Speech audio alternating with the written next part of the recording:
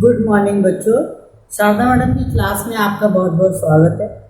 आज मैं आपको कक्षा 12 का भूगोल विषय पढ़ाने के लिए जा रहा हूँ। इससे पहले मैंने 10th क्लास का भी सामाजिक अध्ययन में अर्थशास्त्र पढ़ाया, 3 वीडियो वो भी हैं, और 12th का भी 12वीं क्लास का ही भूगोल में मानव भूगोल के मूल तत्वों में मैंने दो चैप्टर्स, 2 अध्याय पढ़ा थे। ठीक है, अभी तीसरा अध्याय मैं पढ़ाने के लिए जा रही हूँ। अगर मेरे पढ़ाने से आपको पढ़ाई में कुछ हेल्प मिलती हो और समझ में आता हो तो मेरे चैनल को सब्सक्राइब कर लें, जिससे कि मैं जैसे ही अपनी वीडियोस डालूँ वो आप तक तुरंत पहुँचे। ठीक है, अब हम जा रहे हैं तीसरा पाठ पढ़ाने के लिए। तीसरा पाठ कौन सा? मानव भूगोल के मूल तत्व का तीसरा अध्याय। भूगोल विषय की किताब में पहला खंड है मानव भूगोल के मूल तत्व, उसका तीसरा अध्याय पढ़ाने जा रही हूँ। वो नाम क्या है इसका? जनसंख्या, वितरण, घनत्व एवं वृद्धि। जनसंख्या, वितरण, घनत्व एवं वृद्धि। जनसंख्या से मतलब मानव का एक महान समूह जनसंख्या कहलाता है। अब इसमें 3 है: जनसंख्या, वितरण, जनसंख्या घनत्व और जनसंख्या वृद्धि। इन तीनों में डिफरेंस है बच्चों, जिसमें आप लोग कंफ्यूज हो जाते हो। पहला है जनसंख्या वितरण। अभी जनसंख्या वितरण क्या है? जनसंख्या वितरण है, जनसंख्या वितरण से तात्पर्य है स्थानिक वितरण, यानी मनुष्य कहाँ कहाँ अधिक निवासित है, कहाँ बिल्कुल नहीं है, तो कहाँ वितरण अधिक है, जनसंख्या कहाँ बिखरी हुई फैली हुई है, कहाँ कहाँ पर है। ठीक है, तो स्थानिक वितरण से है। जनसंख्या वितरण से मतलब स्थानिक वितरण से है। स्थानिक वितरण से जनसंख्या के क्षेत्रीय प्रतिरूप का या स्थिति जन्य प्रारूप का पता चलता है। जनसंख्या वितरण क्या है? स्थानिक वितरण है। जनसंख्या वितरण क्या है? स्थानिक वितरण है। और इससे स्थानिक वितरण से यानी जनसंख्या वितरण से जनसंख्या के क्षेत्रीय प्रतिरूप या स्थिति जन्य प्रारूप का पता चलता है। प्रारूप का मतलब रूप, आकार, प्रारूप, किस तरीके से यहाँ पे कुछ है, यहाँ कुछ है, यहाँ कुछ है, थोड़ी जगह पे नक्शे में जगह जगह पर है, तो प्रारूप पता लगता है। ठीक है, जनसंख्या वितरण से। अब आता है जनसंख्या घनत्व। इसमें छोटा सा ही डिफरेंस है कि जनसंख्या वितरण से तो प्रारूप का पता लगता है, इसका कोई रेशो वगैरह नहीं निकालते, घनत्व का रेशो निकालते हैं, प्रतिशत निकालते हैं। कैसे? जनसंख्या एवं धरातल के अनुपात से। जनसंख्या घनत्व का मतलब जनसंख्या और धरातल का अनुपात, यानी कितने किलोमीटर पर कितनी जनसंख्या निवासित है, इसका मतलब है जनसंख्या घनत्व। यानी जनसंख्या एवं धरातल के अनुपात से है जनसंख्या घनत्व का मतलब। इससे जनसंख्या की जमाव मात्रा से है। जनसंख्या की जनसंख्या कितनी वहां रह रही है उससे है। प्रति इकाई प्रति किलोमीटर व्यक्तियों की संख्या, यानी प्रति किलोमीटर पर कितने व्यक्ति रह रहे हैं, तो वो जनसंख्या घनत्व होता है। जनसंख्या वितरण समझ गए? प्रारूप कैसा है, कहाँ कितनी अधिक जनसंख्या, कहाँ कम है, कहाँ चित्रा हुआ रूप है, कहाँ कैसा है, तो वो हो गया वितरण। और घनत्व प्रति किलोमीटर, चाहे एक किलोमीटर का मैं आपको उदाहरण दे रही, 1 किलोमीटर का क्षेत्र है, उसमें 1 किलोमीटर नहीं, चलो 10 किलोमीटर ले लेते हैं। 10 किलोमीटर का क्षेत्र है, उसमें एक गांव बसा हुआ है, तो उसमें मान लो 70-80 घर है उस गांव में, और वो पास है, वो लगभग 2-2.5 किलोमीटर में ही वो मकान हो गए इकट्ठे, उसमें जितने लोग रह रहे हैं। लेकिन 10 किलोमीटर की जो भी खेत की बाउंड्री है, सड़क है, चट्टान है, वो खुली हुई पड़ी हुई है, जिसमें कोई निवासित नहीं है, वो क्षेत्र भी उसमें काउंट होगा। ठीक है, तो वो इतने 10 किलोमीटर में कितनी जनसंख्या है, वो उस हिसाब से घनत्व निकाला जाता है, यानी प्रति इकाई प्रति किलोमीटर व्यक्तियों की संख्या से है जनसंख्या घनत्व का मतलब। ठीक है, अब आए जनसंख्या वृद्धि। अब जनसंख्या वृद्धि क्या है, वितरण समझ में आ गया, घनत्व समझ में आ गया। जनसंख्या वृद्धि किसी भौगोलिक क्षेत्र की जनसंख्या के आकार में एक निश्चित समय में होने वाले परिवर्तन को जनसंख्या वृद्धि कहते हैं। यानी कोई भौगोलिक क्षेत्र है, कोई चाहे पहाड़ी है, पठारी है, मैदानी क्षेत्र है, वहाँ या कोई भी देश है, कोई भी महाद्वीप है, उसकी जो भौगोलिक जो सीमा है, ठीक है, उसमें वहाँ पे रहने वाली जनसंख्या के आकार में, और वो भी एक निश्चित समय में होने वाले परिवर्तन को जनसंख्या वृद्धि कहते हैं। जनसंख्या में परिवर्तन ही जनसंख्या वृद्धि है, यानी जनसंख्या बढ़ गई तो जनसंख्या वृद्धि है। जनसंख्या वृद्धि को प्रतिशत अथवा कुल संख्या दोनों में ही मापा जा सकता है। इतने % जनसंख्या वृद्धि हो गई, या इतने लाख बढ़ गई, या इतने करोड़ जनसंख्या बढ़ गई, वो जनसंख्या वृद्धि से है। तो बच्चों इसमें कंफ्यूज होने की कोई जरूरत नहीं है। जनसंख्या वितरण से तात्पर्य स्थानिक वितरण से, और स्थानिक वितरण से जनसंख्या क्षेत्रीय प्रतिरूप पता लगता है, स्थिति पता लगती है कि मतलब एशिया महाद्वीप में इतने सारे लोग रह रहे हैं, इतनी जनसंख्या है, 60% के लगभग जनसंख्या है, वहाँ वितरण पता लग रहा है। तो एशिया महाद्वीप में इतनी है, अमेरिका में इतनी है, और रूस में, सोवियत संघ में इतनी है ना, तो ये पता लगता है। अब आया घनत्व, वो तो किलोमीटर के हिसाब से, कितने किलोमीटर में कितने जनसंख्या है ना, प्रति किलोमीटर के हिसाब से व्यक्तियों की संख्या। 10 किलोमीटर में अगर मान लो 10 लाख व्यक्ति रह रहे हैं 10 किलोमीटर में, तो 1 किलोमीटर में कितने रहे, 1 लाख। ठीक है, 10 लाख में 10 का भाग दे दिया तो 1 लाख आ गया। ठीक है, अब आया जनसंख्या वृद्धि।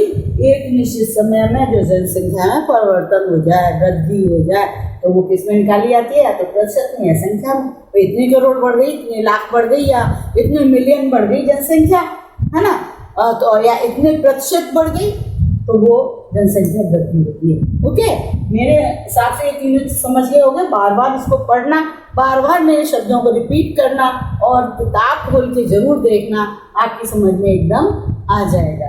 ठीक है, अब आता है विश्व जनसंख्या के असमान प्रतिरूप। विश्व की जनसंख्या, देखो अपने कोर्स में 3 तरह की जनसंख्या है। एक तो विश्व की जनसंख्या, दूसरी भारत की जनसंख्या, तीसरी राजस्थान की जनसंख्या। ठीक है, अभी हम जो बात कर रहे हैं वो विश्व की जनसंख्या की बात कर रहे हैं। ठीक है, विश्व की जनसंख्या की अभी हम बात कर रहे हैं, जो कि विश्व जनसंख्या की हम बात कर रहे हैं, तो उसका क्या है, विश्व में देखो, वो विश्व का मतलब पूरी पृथ्वी पर पहाड़ है, पठार है, मैदान है, धरातल है, समुद्र है, नदियों के क्षेत्र है, वन के भाग है, टुंड्रा प्रदेश है, ये सारा विश्व में आता। पूरी ग्लोब किसमें आती है, विश्व के अंदर आती है। अब विश्व में सब तरह की जगह, देखो उत्तरी ध्रुव को देखो, वहाँ ठंड है ना, टुंड्रा प्रदेश है, और टैगा प्रदेश में देख लो कोंडारी वन है, टुंड्रा प्रदेश में हरी भरी घास है, बस हल्की फुल्की। तो अब वहाँ पे जनसंख्या कैसे निवास करेगी, जनसंख्या वही निवास करती है जहाँ पे उसको साधन सुविधाएं मिल जाए, वहीं रहना व्यक्ति शुरू करेगा, जहाँ पहले से ही जनसंख्या है, या फिर वहाँ पर रहेगा। मनुष्य क्या है, एक सामाजिक प्राणी, उसे समूह की जरूरत है, समूह के रूप में वो रहता है। ठीक है, तो अब हम आते हैं, ये बहुत बड़ा आगे भी टॉपिक आएगा, तो मैं और क्लियर कराऊंगी इसको। मनुष्य एक सामाजिक प्राणी है, और वो समूह के रूप में रहता है, समूह में रहना पसंद करता है। जहाँ 2 जने होंगे तो 2 जने वो उन 2 जनों के साथ में ही रहना पसंद करेंगे, ना कि वो अलग अलग। ठीक है, रात्रि के समय तो उनको समूह चाहिए ही चाहिए, दिन में वो थोड़ा बहुत 8-10 किलोमीटर दूर आना जाना कर सकते हैं, रात्रि के समय तो उनको अपना समाज चाहिए, समाज जरूरी है। चाहे वो इनसिक्योर्ड हो, असुरक्षा की भावना हो मनुष्य के अंदर, चाहे कोई भी रीजन रहा हो, वो शुरू से ही, जब से मनुष्य का धरती पर आगमन हुआ है, तब से ही वो सामाजिक प्राणी के रूप में निवासित है। ठीक है ना, अब आते हैं जनसंख्या असमान प्रतिरूप। अब जनसंख्या इतना असमान प्रतिरूप है बच्चों कि उत्तरी गोलार्ध में उत्तरी गोलार्ध जहाँ हमारा भारत देश किसमें, पाकिस्तान किसमें, उत्तरी गोलार्ध। एशिया महाद्वीप किसमें, उत्तरी गोलार्ध। तो उत्तरी गोलार्ध में 85% जनसंख्या निवास करती है। कितनी, 85%। पूरे विश्व की 85% जनसंख्या उत्तरी गोलार्ध में निवास करती है। फर्स्ट नंबर, पहला पॉइंट है 85% जनसंख्या उत्तरी गोलार्ध में तथा 15% जनसंख्या दक्षिणी गोलार्ध में निवास करती है। ठीक है, अब ये आसमान प्रतिरूप है, गोलार्ध है, पूरी पृथ्वी एक ही है, लेकिन जो विषुवत रेखा है, भूमध्य रेखा है 0 डिग्री की, उसके नीचे की तरफ जो है वो दक्षिणी गोलार्ध है और ऊपर की तरफ क्या है, उत्तरी गोलार्ध। ठीक है, और ईस्ट है, वेस्ट है, ये इस तरीके से ये दक्षिणी उत्तरी गोलार्ध है, तो उत्तरी गोलार्ध में सबसे ज्यादा जनसंख्या है, दक्षिणी गोलार्ध में कम है। ठीक है, अब आता दूसरा पॉइंट, विश्व की 3/4 जनसंख्या, 3/4 का मतलब 75% जनसंख्या एशिया यूरोप महाद्वीप में निवास करती है। एशिया और यूरोप महाद्वीप कहाँ है, उत्तरी गोलार्ध में। 75% जनसंख्या इन दो ही महाद्वीपों में निवास कर रही है। 75% कहाँ, एशिया और यूरोप में। अब आता है कि अकेले एशिया महाद्वीप में 60.27% जनसंख्या निवास करती है। अभी तो आया यूरोप प्लस एशिया, 75% जनसंख्या निवास करती है। वो आता अकेले एशिया महाद्वीप में 60.27% जनसंख्या निवास करती है। दूसरे नंबर, ये महाद्वीपों का वर्णन हो रहा है, एशिया महाद्वीप, यूरोप महाद्वीप, अफ्रीका महाद्वीप, ठीक है ना, ये महाद्वीपों का वर्णन हो रहा है। तो अकेले एशिया महाद्वीप में 60%, अफ्रीका महाद्वीप में 15.41% और यूरोप महाद्वीप में 10.37%, उत्तरी अमेरिका में 7.80% और दक्षिणी अमेरिका में 5.62% और ओसेनिया भी महाद्वीप है, उसमें 0.53% जनसंख्या निवास करती है। बच्चों, ये जो तीनों चारों चीजें मैंने बताई हैं, विश्व में जनसंख्या के असमान प्रतिरूप के मेन पॉइंट्स मैंने डाले हैं और उनमें से क्वेश्चन जरूर आता है, पेपर में पूछा जाता है, चाहे वो कैसे भी रूप में पूछ लिया जाए, इसलिए इसमें आप कंफ्यूज ना हो। जनसंख्या वितरण क्या है, स्थानीय वितरण है ना। स्थानीय वितरण से मतलब स्थिति जनसंख्या वितरण और जनसंख्या घनत्व और जनसंख्या वृद्धि के बाद में महाद्वीपों की जनसंख्या का बताया, प्रतिरूप जनसंख्या के बताए। ठीक है, अब ये मालूम होना चाहिए महाद्वीपों में जनसंख्या जो होती है वो महाद्वीपों के किनारे किनारे ज्यादा वितरित है। महाद्वीपों के किनारे किनारे जैसे जैसे मध्य महाद्वीप के बीचों बीच में जाते जाते हैं और जनसंख्या का वितरण कम होता जाता है। ठीक है, अब आते हैं हम जनसंख्या के वितरण के प्रदेश पर। जनसंख्या वितरण प्रदेश, इसके जनसंख्या वितरण प्रदेश तो वो है चार कौन कौन से, सघन जनसंख्या प्रदेश। सघन जनसंख्या प्रदेश में क्या है, वितरण एवं घनत्व की दृष्टि से सघन जनसंख्या प्रदेश कौन कौन से हैं, पूर्वी एशिया। कौन सा है, पूर्वी एशिया। पूर्वी एशिया के कौन कौन से देश हैं, चीन, जापान, ताइवान, हांगकांग और दक्षिणी कोरिया। ठीक है, ये क्वेश्चन ऐसे भी आ जाता है कि पूर्वी एशिया के देशों के नाम बताइए जहां जनसंख्या सबसे ज्यादा सघन बसी हुई है। तो आपको चीन, जापान, ताइवान, हांगकांग, दक्षिणी कोरिया। ठीक, फिर दूसरा प्रदेश है दक्षिणी एशिया। अब दक्षिणी एशिया के कौन से देश हैं, भारत, पाकिस्तान, श्रीलंका, बांग्लादेश, नेपाल, भूटान और संपूर्ण दक्षिणी पूर्वी एशिया। दक्षिणी एशिया के भारत, पाकिस्तान, श्रीलंका, बांग्लादेश और नेपाल, भूटान, संपूर्ण दक्षिणी पूर्वी एशिया, म्यांमार वगैरह, ये सारे उसी में आते हैं। ठीक है, अब आता है तीसरा, कौन सा, यूरोप। यूरोप के कौन कौन से देश, great Britain, Germany, Holland, Spain, Italy, Belgium, France, Denmark. पूछा जा सकता है कि ये कौन से महाद्वीप में है, कौन से?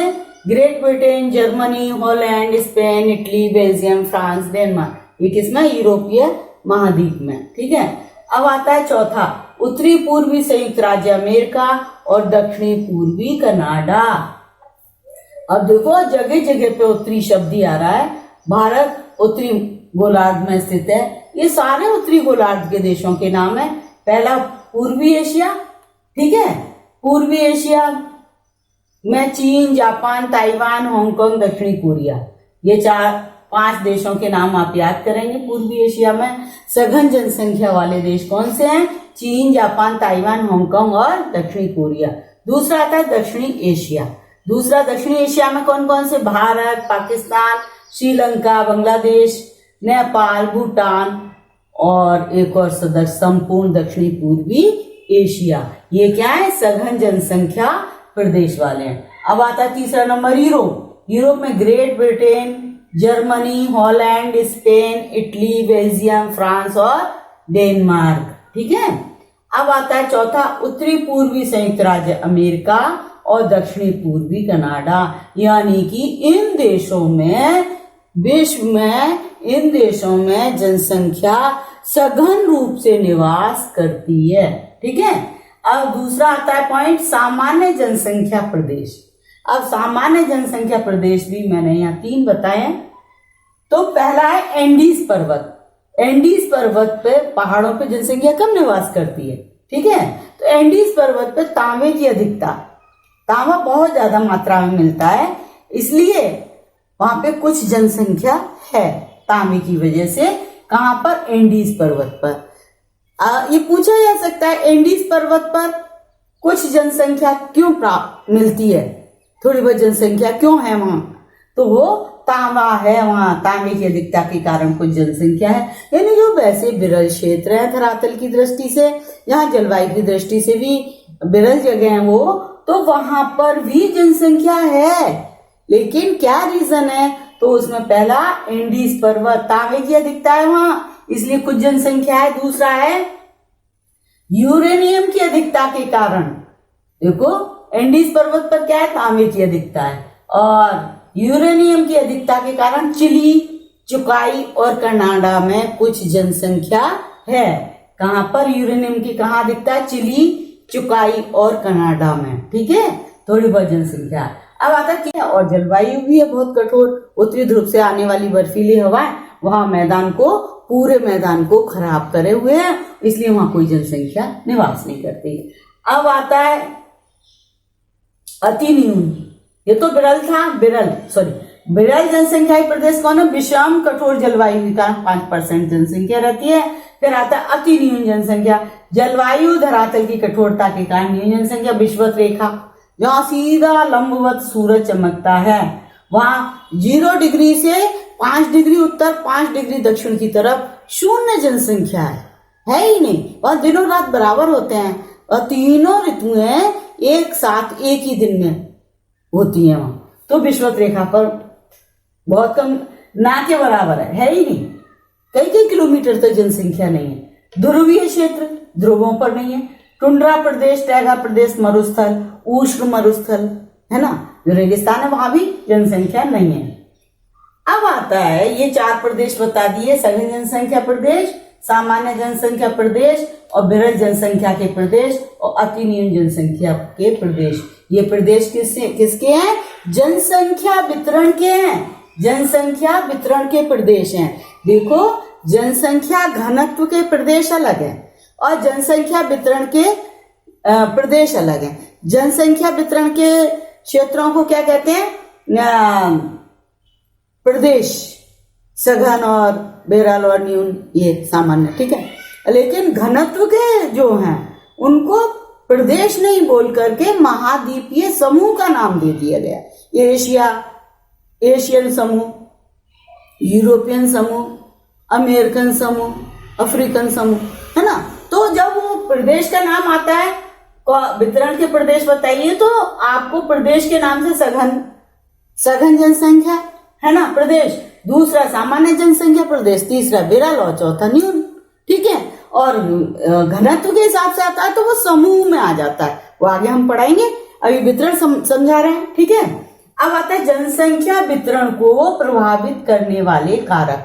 जनसंख्या वितरण को प्रभावित करने वाले क्या क्या कारक है? कारक या कारण एक ही बात है, ठीक है।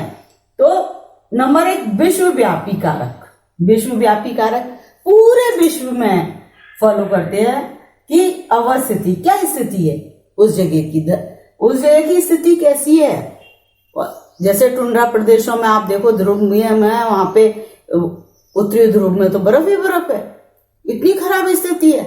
मैदानी क्षेत्र होने के बाद भी खेती करने योग्य जगह ही नहीं है वहां, है तो जनसंख्या वहां निवास नहीं करती। ऐसी जलवायु की दशा, जलवायु वहां की कैसी है?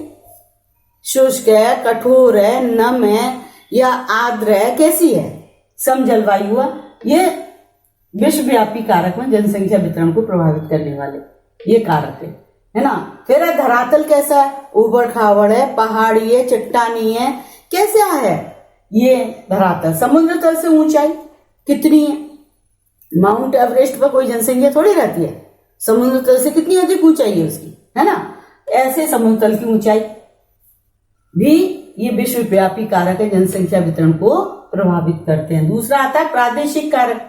प्रादेशिक कारक भूमि की बनावट, जल आपूर्ति, मिट्टियां, वनस्पति, खनिज, शक्ति के साधन। उस प्रदेश की भूमि की बनावट कैसी है? भूमि कैसी है?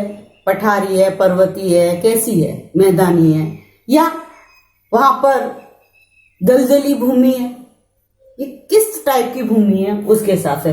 दलदल में कोई रहना नहीं चाहता। विषुवत रेखा पर एक तो तापमान और तीनों मौसम एक ही दिन में। तीसरे नंबर सघन वन और नीचे दलदल, धरातल तो दिखता ही नहीं है, तो दलदली भूमि पर कोई नहीं रहना चाहता। फिर जलापूर्ति, अब पानी कैसा है ना, तो पानी कैसा मिल रहा है?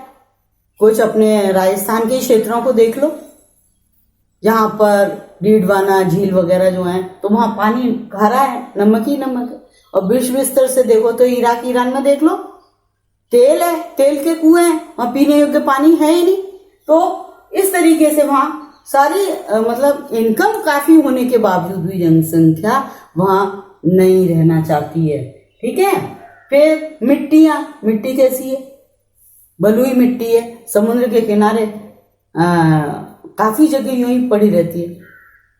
दूसरा, पहला कारण क्या होता है कि समुद्र में ज्वार भाटे उत्पन्न होते हैं, हर चीज को बहा के ले जाता है। तीसरा कारण क्या होता है? बलुई मिट्टी होती है। चौथा कारण क्या होता है? खारा पानी मिलता है, तो इसलिए वहां खेती नहीं होती। बड़े बड़े नारियल के पेड़ हैं समुद्र के किनारों पर। इस तरीके से जहां जैसी भी परिस्थिति है उस हिसाब से बड़े बड़े पेड़ होता है, ठीक है। अब आता भूमि की बनावट, जल आपूर्ति, मिट्टियां कैसी हैं, वनस्पति कैसी है। वनस्पति का भी पता करना जरूरी होता है कि वनस्पति वहां कैसी है, ठीक है। फिर खनिज, खनिज वहां है नहीं है, शक्ति के साधन है नहीं है, कोयला है नहीं है, पेट्रोल है नहीं है, ये शक्ति के साधन है नहीं है। फिर सांस्कृतिक कारक, आर्थिक अवस्था, वहां के लोगों की आर्थिक अवस्था कैसी है, उन्नति का स्तर कैसा है, तो वहीं पे व्यक्ति रहना शुरू करता है। क्योंकि अमेरिका में काफी अच्छी वो है इनकम, बहुत अच्छी पैदावार है, तो लोग वहां दौड़ते हैं, वहां जाने के लिए, पहुंचने के लिए कोशिश में रहते हैं। उन्नति का स्तर भी मिलता है, चांस मिल जाते हैं कि हाँ आगे हम बहुत बढ़ेंगे। हालांकि अपने देश में भी काफी है, लेकिन लोगों की यह आर्थिक अवस्था कैसी है, वहां इतने हजार मिलते हैं, इतने लाख रुपए मिलते हैं महीने के, चलो वहां चलते हैं, उन्नति हो सकती है। राजनीतिक स्थिति, अब पाकिस्तान है, जो हिंदुस्तान की स्थिति है वही पाकिस्तान की जमीनों की स्थिति, लेकिन क्या है, वहां राजनीतिक अस्थिरता है। राजनीतिक स्थिति इतनी खराब है जहां पे वहां पे रहने वाले लोग जो अच्छे थे और जो उसका विकास कर सकते थे पाकिस्तान का अच्छी तरह से, वो लोग दूसरी जगह चले गए, वो वहां रहना ही नहीं पसंद करते। तो राजनीतिक स्थिति के कारण, मनोवैज्ञानिक कारण भी बन जाते हैं। कुछ क्षेत्रों में जैसे ईसाई और यहूदियों का झंझट आता है, तो यहूदी की जगहों पर रहना पसंद करेंगे और ईसाई की जगहों पे, है ना। तो ये धार्मिक मान्यता भी आ गई, मनोवैज्ञानिक दिमाग में जो आ जाए। फिर स्थिति, व्यापार, मनोवैज्ञानिक स्थिति और व्यापार के साधन है नहीं है। सऊदी में एक्सट्रीमोज वगैरह है ना। फिर पारस्परिक निर्भरता, एक दूसरे के ऊपर निर्भर हो। जैसे अपने उद्योग धंधे होते हैं, उनमें 5-6 चीजें चाहिए होती हैं, लेकिन एक दूसरे के ऊपर निर्भर है। अगर शक्ति के साधन नहीं होंगे कोई फैक्ट्री नहीं चलेगी, विद्युत उत्पादन नहीं होगा कोई फैक्ट्री नहीं चलेगी, मशीनें नहीं होंगी कोई फैक्ट्री नहीं चलेगी, श्रमिक नहीं होंगे तो कोई फैक्ट्री नहीं चलेगी। वो है ये कारण, ठीक है, पारस्परिक निर्भर। फिर धर्म, ये नेचुरली मानव की मानसिकता है कि जहां उसके धर्म के लोग ज्यादा होंगे वो वहां पर बसना पसंद करता है। सामाजिक मान्यताएं एवं संरचना, सामाजिक जो मान्यताएं होती है कि वहां पे ऐसे लोग हैं, क्या है, कुछ भी नहीं है, फिर भी व्यापार के साधन है, क्यों, वहां कच्चा तेल वगैरह मिलता है बड़े आसानी से, तो इसलिए वहां पे जनसंख्या है। सांस्कृतिक में होता है परिवहन, परिवहन के साधन है नहीं है। अरे पहाड़ों पे बहुत अच्छी अच्छी चीजें हैं, बहुत है खनिज, लेकिन खोद करके लाएंगे कैसे, नीचे तो घाटे हैं, ऊपर चट्टान है, तो परिवहन के साधन वहां पे मिलते नहीं है, इसलिए वहां पे जैसा है जीवन वैसा ही रहता है। फिर सामाजिक कारक, वातावरण के साथ अनुकूलन, यानी